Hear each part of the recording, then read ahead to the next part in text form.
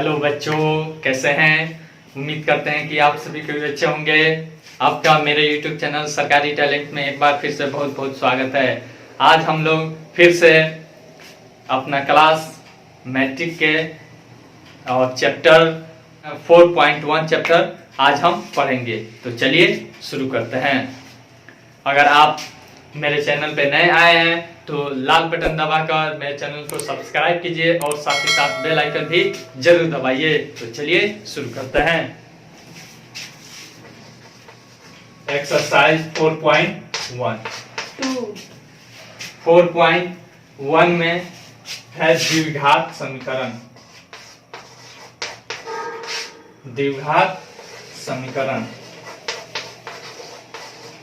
Quadratic equation.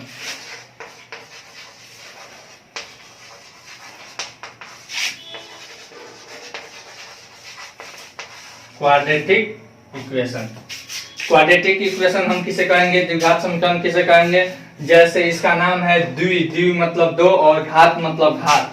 हम उसको द्विघात कहेंगे जिसमें चर का यानी वेरिएबल का अधिकतम पावर क्या हो, दो हो। उसे क्या कहेंगे, द्विघात कहेंगे। क्या कहेंगे, द्विघात कहेंगे। यानी कि अब हमारा इसका डेफिनेशन हो जाएगा, वैसा समीकरण जिसमें वेरिएबल का अधिकतम पावर दो हो उसे हम कहेंगे द्विघात समीकरण। जिस तरह से हम इसके पिछले चैप्टर में हम पढ़े हैं, दो चर वाले रैखिक समीकरण, यानी कि वैसा समीकरण होता था जिसमें दो वेरिएबल होता था और फिर उसका पावर कितना रहता था, एक रहता था, इसीलिए उसका नाम था दो चर वाले रैखिक समीकरण। अब अगले चैप्टर में यानी कि इस चैप्टर में हम पढ़ेंगे द्विघात समीकरण, यानी कि द्वि मतलब दो और घात मतलब पावर, यानी कि वेरिएबल का पावर कितना होना चाहिए, अधिकतम घात अधिकतम पावर दो होगा और वह एक समीकरण के रूप में होगा, तो उसे कहेंगे क्वाड्रेटिक इक्वेशन यानी कि द्विघात समीकरण। अब चलिए तो हम इसको एक एग्जांपल से और क्वेश्चन वाइज समझते हैं। पहला क्वेश्चन क्या कह रहा है, और सबसे पहले कुछ इसका फंडामेंटल जो चीज है इसमें होता यह है, इसका स्टैंडर्ड यानी कि मानक रूप होता है। मानक रूप स्टैंडर्ड फॉर्म होता है।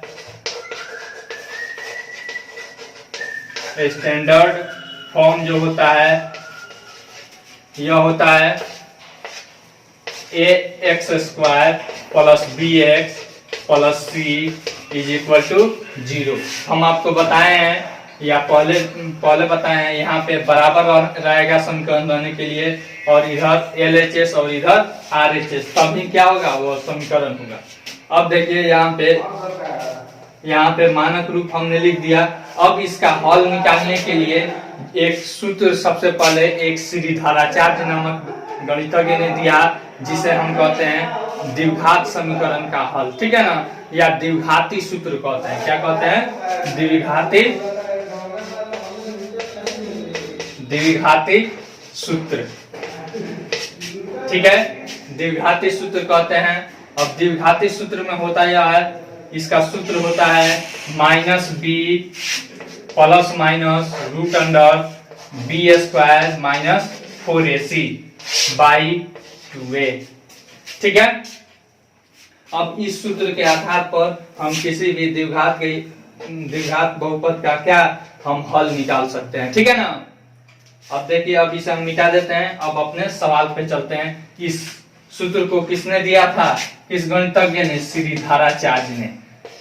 यह याद रखिएगा, एक नंबर में पूछ सकता है कि हमारा द्विघाती सूत्र किस गणितज्ञ ने सर्वप्रथम दिया था, तो कौन को दिए थे, श्रीधराचार्य। मिटा देते हैं और हम अपने चैप्टर पे आते हैं। पहला सवाल कह रहा है, जांच कीजिए कि क्या निम्न द्विघात समीकरण है।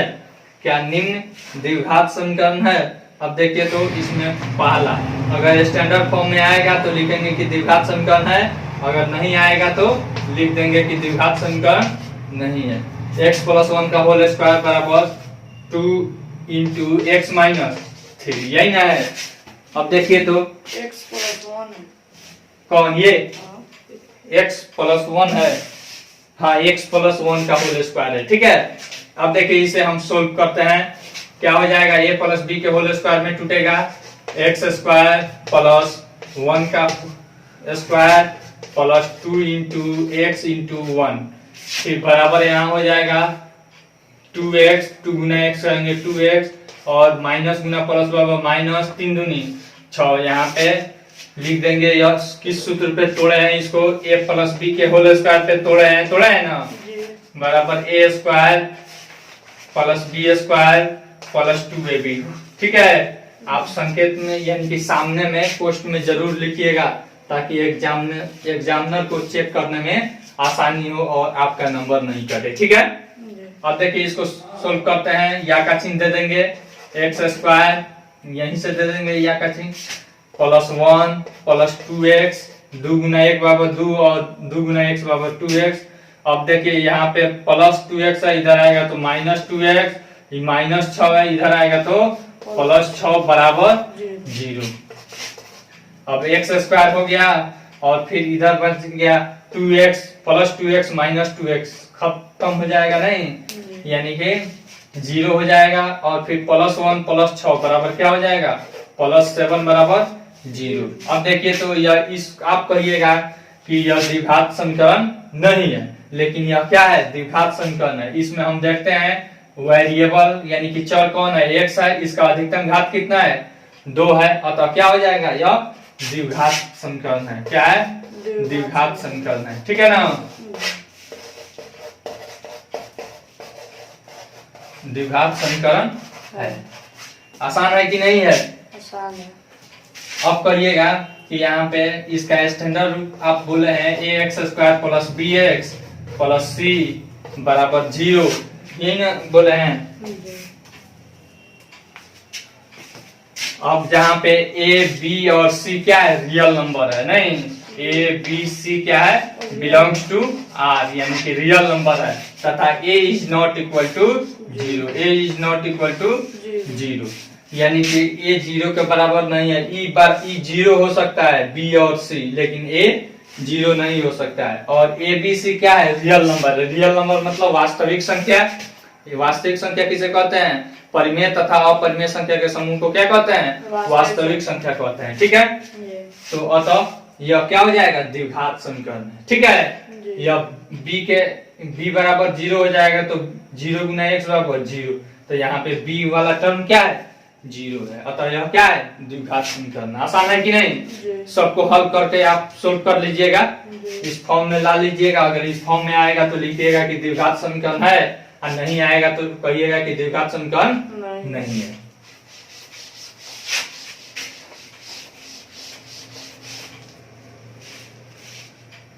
दूसरा सवाल हम देखते हैं। दूसरा सवाल क्या कह रहा है, निम्न स्थितियों को द्विघात समीकरणों के रूप में निरूपित कीजिए। पहला सवाल दे रहा है किसमें निरूपित करना है, द्विघात समीकरण के रूप में, वाक्य के रूप में दे दिया है और इसे द्विघात समीकरण के रूप में व्यक्त करना है। एक आयताकार भूखंड का क्षेत्रफल 528 मीटर स्क्वायर है, क्षेत्र की लंबाई मीटरों में चौड़ाई के दुगुने से 1 अधिक है। अब इसमें लंबाई कह रहा है कि चौड़ाई के दुगुने से 1 अधिक है, तो बाद वाला जो रहता है उसे हम मानते हैं। ठीक है ना, तो मान लेंगे, माना कि चौड़ाई बराबर क्या है x मीटर है, नहीं तो लंबाई बराबर हो जाएगा, क्या हो जाएगा 2 गुना x। ठीक है, और उससे कितना अधिक है, 1 अधिक है, बराबर 2x प्लस 1 मीटर। ठीक है ना, ये आसान है। अब फिर कह रहा है, अब सबसे पहले आप बताइए आयत किसे कहते हैं। आयत वह है जिसके आमने सामने की भुजा क्या हो, बराबर हो, और प्रत्येक कोण कितना डिग्री का हो, 90 डिग्री का, उसे क्या कहते हैं, आयत कहते हैं। अब यहाँ पे हमारा लंबाई और चौड़ाई निकल गया, अब क्षेत्रफल दिया है, तो आयत का क्षेत्रफल का क्या सूत्र होता है, लंबाई में चौड़ाई। लिखिएगा आयत का क्षेत्रफल, प्रश्न से पहले लिख दीजिएगा आयत का क्षेत्रफल बराबर लंबाई गुना चौड़ाई। ठीक है, अब आयत का क्षेत्रफल 528 मीटर दिया है ना, जी बराबर मीटर स्क्वायर रहता है क्षेत्रफल हमेशा।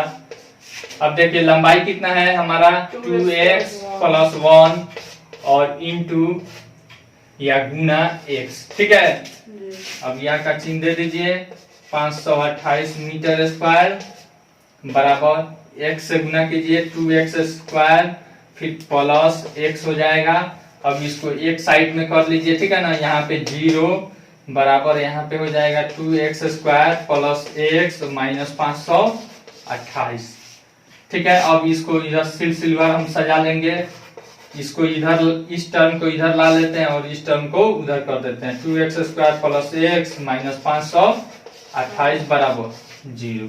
यह हमारा इस फॉर्म में आ गया कि नहीं, द्विघात समीकरण के रूप में। देखिए तो जी आ गया। जी यहाँ पे वेरिएबल का अधिकतम घात कितना आ गया, 2 आ गया, यानी कि द्विघात में बदल गया। और यह LHS और यह RHS और यह बराबर, तो यह समीकरण के रूप में हो गया। अतः हमने क्या कर दिया, निरूपित कर दिया। हो जाएगा कि नहीं हो जाएगा, जी बस निरूपित कर देना है।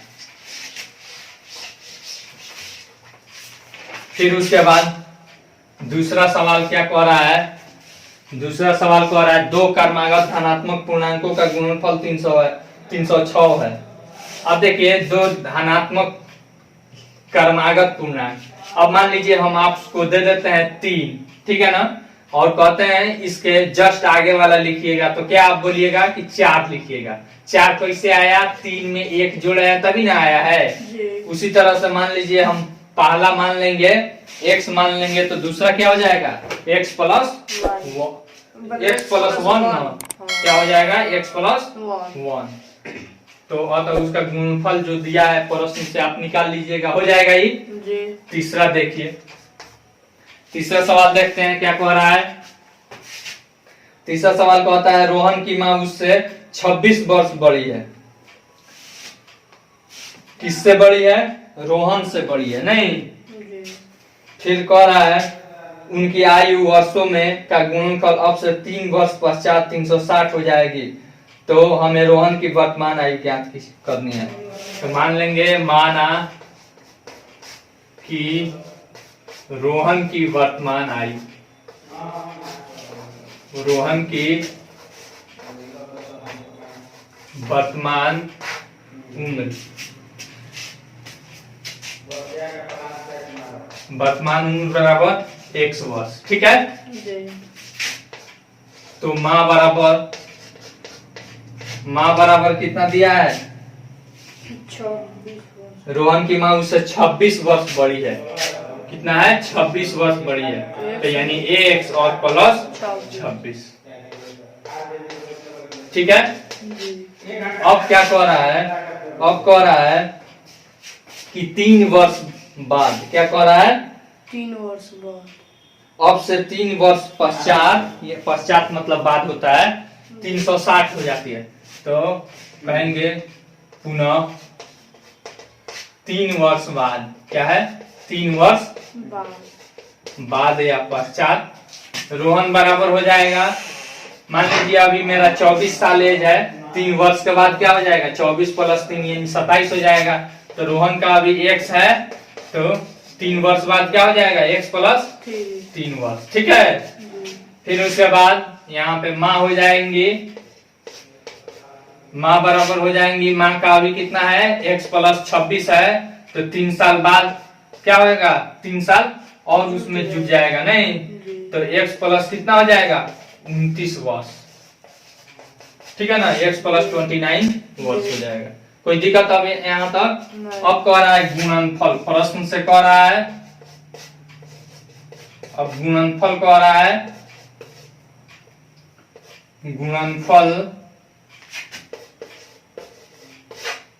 गुणनफल हो जाएगा आपको, यहाँ पे दोनों को क्या कर देंगे, गुना कर देंगे, x प्लस 3 और इंटू चौक किधर,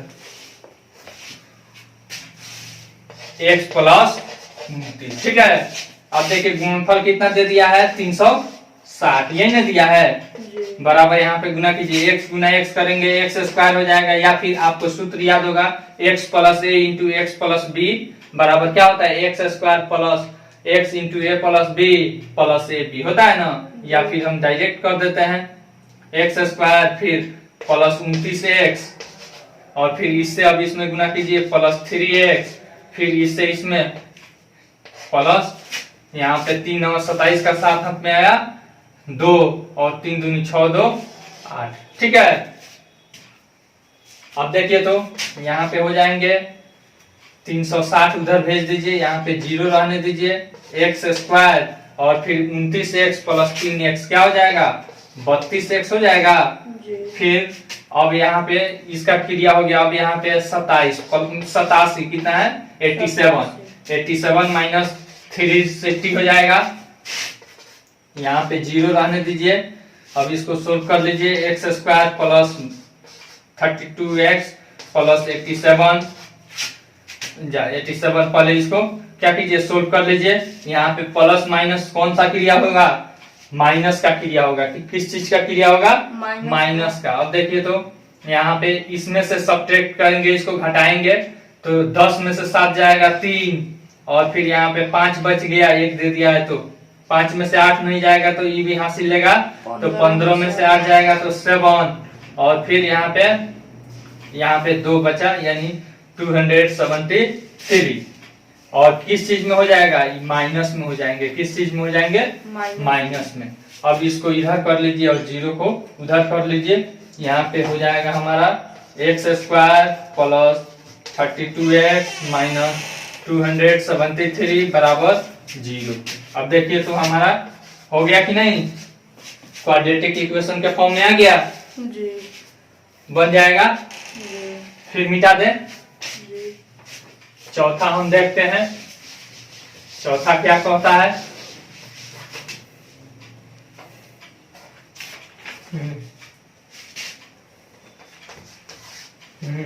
चौथा सवाल है, कह रहा है एक रेलगाड़ी 480 किलोमीटर की दूरी समान चाल से तय करती है, यदि इसकी चाल 8 किलोमीटर प्रति घंटा कम होती तो वह उसी दूरी को तय करने में 3 घंटे अधिक लेती है। हमें रेलगाड़ी की चाल ज्ञात करनी है। अब बताइए, मान लीजिए हम यहाँ से यहाँ जाते हैं तो एक निश्चित चाल से जाते हैं, अब फिर उस चाल से भी और धीरे धीरे चले तो क्या होगा, हम और लेट से पहुंचेंगे कि नहीं पहुंचेंगे। तो अब देखिए हमारे पास और हमें सूत्र याद होना चाहिए, दूरी बराबर चाल गुना समय। क्या होना चाहिए, याद होना चाहिए, चाल दूरी बराबर चाल गुना समय। अब इसी सूत्र से हमारा अगर मान लीजिए चाल पता करना है तो दूरी बाई समय हो जाएगा, अगर समय पता करना है तो दूरी बाई चाल हो जाएगा, नहीं यानी एक ही से क्या हो जाएगा 3 हमारा सूत्र निकल जाएगा। अब मान लीजिए माना कि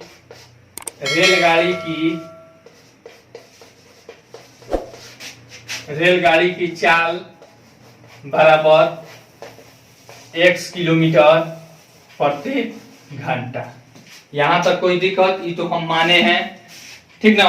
उसके बाद कह रहा है, क्या कह रहा है, दूरी कितना है, दूरी बराबर 480 दिया है, दूरी बराबर 480 किलोमीटर 480 km। अब कह रहा है कि यहां से यहां जाता है, फिर अगर चाल कम कर देते हैं तो 3 घंटा अधिक लगता है। क्या करता है 3 घंटा अधिक लगता है। तो इसका हमारे पास चाल दिया है, दूरी दिया है, तो समय निकाल लेंगे कि नहीं जी। अब पहला समय बराबर जरूर सूत्र लिखिएगा, सूत्र लिखते लिखते क्या हो जाएगा, देखिए समय बराबर यहाँ पे चाल गुना में इधर आएगा तो भागा में दूरी बाई चाल, दूरी बाई चाल। आसान है कि नहीं। अब दूरी कितना है 480 अब बट्टा चाल कितना है 1, यह h में हो जाएगा नहीं। फिर कह रहा है पुनः 8 किलोमीटर प्रति घंटा चाल कम करने पर, ठीक है ना, चाल कम करने पर चाल हो जाएगा x में से 8 घटा लेंगे नहीं, x माइनस 8 किलोमीटर प्रति घंटा हो जाएगा। अब देखिए तो दूसरा यहाँ पे समय चाहे दूसरी समय बराबर क्या हो जाएंगे, अभी कम चाल से चल रहा है, ठीक है ना। जी। तो यहाँ पे समय बराबर दूरी बाई चाल होता है।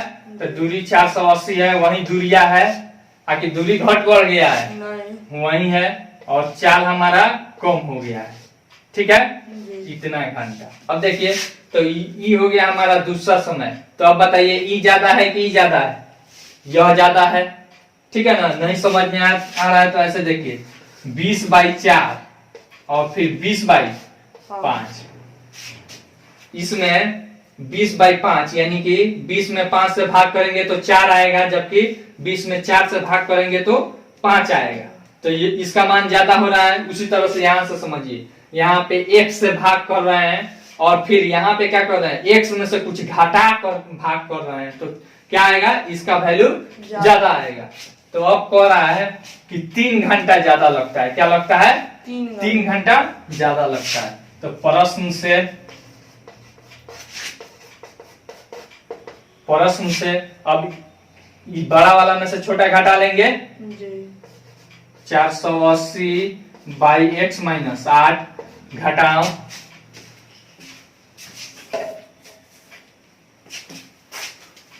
अब देखिए यहाँ पे 480/x बराबर कितना, 3 घंटा ज्यादा लग रहा है। ऊपर वाला मिटा दें।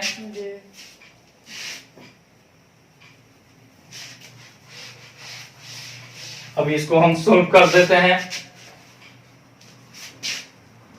अब देखिए इसका एलसीएम ले लेते हैं, या का चिन्ह दे दीजिए। यहाँ पे हो जाएगा x - 8 इंटू x। अब देखिए एक बार इससे से इसमें भाग दीजिएगा तो x बचेगा, तो क्या बच जाएगा 480x, फिर यहाँ पे माइनस है तो माइनस चिन्ह दे देंगे। अब क्या करेंगे, इससे भाग करेंगे इसमें तो ई कट जाएगा, ई बचेगा, तो यानी कि बच जाएगा हमारा कितना 480 और इंटू कितना x - 8, ठीक है, बराबर 3। यहां तक कोई दिक्कत। अब देखिए, अब इसको पहले इसमें देखते हैं 480x माइनस, अब इसको इससे मल्टीप्लाई कीजिएगा तो 480x, और इसको इसमें मल्टीप्लाई कीजिएगा तो माइनस माइनस प्लस हो जाएगा, और 8 64 का 4 हाथ में आया, 6, और फिर 8 चौका 32, 6 3840। अब बट्टा में कर दीजिए, यहाँ पे x गुना x करेंगे तो x स्क्वायर हो जाएगा, और फिर बचेगा हमारा x गुना 8 करेंगे तो -8x हो जाएगा, बराबर क्या हो जाएगा 3। फिर यहाँ पे देखिए, अब देखिए -480x प्लस 480 और -480 क्या हो जाएगा, कट जाएगा, यानी 0 हो जाएगा। बच जाएगा हमारा 3840, और फिर बराबर है तो बराबर रहने दीजिए, और नीचे में भाग में है, इधर आएगा तो गुना में हो जाएगा, यानी कि 3 गुना x स्क्वायर करेंगे तो 3x स्क्वायर, और माइनस गुना प्लस बाबा -24x। फिर इसको मिटा देते हैं। अब देखिए यहाँ पे क्या है, ये प्लस में इधर आएगा तो माइनस में यहाँ पे 0 रहने देते हैं, 3x स्क्वायर -24x, और फिर -3840, ठीक है। अब इसको सिलसिलेवार सजा दीजिए। यही हो गया हमारा क्या, चौक।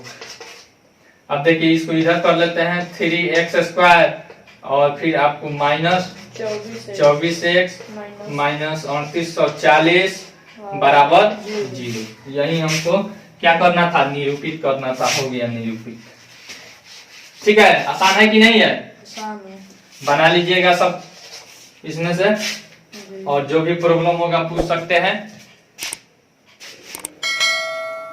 आई होप आपको यह वीडियो बहुत पसंद आई होगी। अगर वीडियो पसंद आई हो तो लाइक कीजिए, शेयर कीजिए, और कमेंट करके अपना सुझाव जरूर दीजिए। Thanks for watching.